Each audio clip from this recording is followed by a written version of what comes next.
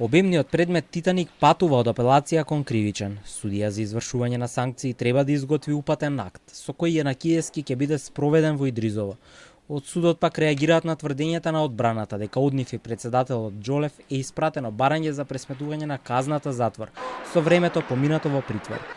Ова барање би било издржано откако предметот за Јанакиевски стигна кај судија за извршување санкции, пошто би се формирал кривичен совет кој ќе одлучува по барањето на Јанакиевски и одбраната да не замине во Идризово. Законски пречки за поднесување барање нема.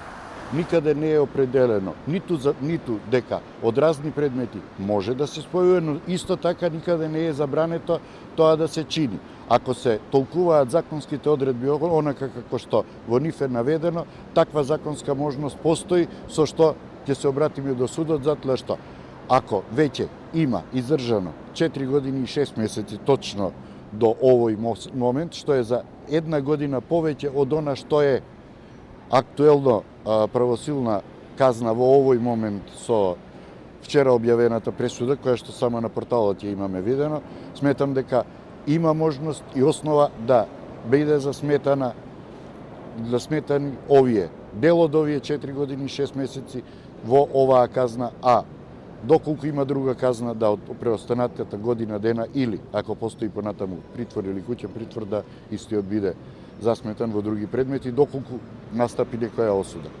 Од кривичен потврдуваат дека предметот е вратен во судот. Против поранешниот министер за транспорт се покренати 9 кривични предмети, а само еден е правосилно завршен. Во јавноста е познат како насилство во центар. Предметот со второстепена пресуда од апелација е вратен во кривичен и ќе биде распореден кај судија за извршување санкции, кој дополнително треба да изготви упатен акт до осудените лица, на кои им е досудена затворска казна. Во однос на барањето на одбраната, судот ќе се произнесе откако ќе го добие и разгледа решението. Поранешниот министер за транспорт и врски, Миле Јанакиевски, денеска повторно е во Скопскиот кривичен суд во Скопје за еден од предметите во кои му се суди, еден ден откако беше објавена правосилноста на пресудата за случајот Титаник. А во Титаник предметот за дела против избирачкото право на граѓаните, Јанакиевски призна вина и доби 3,5 години затвор.